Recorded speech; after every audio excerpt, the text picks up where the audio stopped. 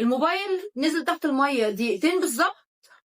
الموبايل انا مش شفتوش تاني، ما مسكتش الموبايل ده تاني. الموبايل بقى طبعا كان فصل خالص، فصل باور، فصل كل حاجه. طب يا جماعه اوعى تنزل موبايلك تحت الميه حتى لو موبايلك كان جاي بمعيار امان ضد الميه، وده لان الشركه ما بتدكش ضمان ان الموبايل لو نزل تحت الميه ان هي هترجع لك الموبايل.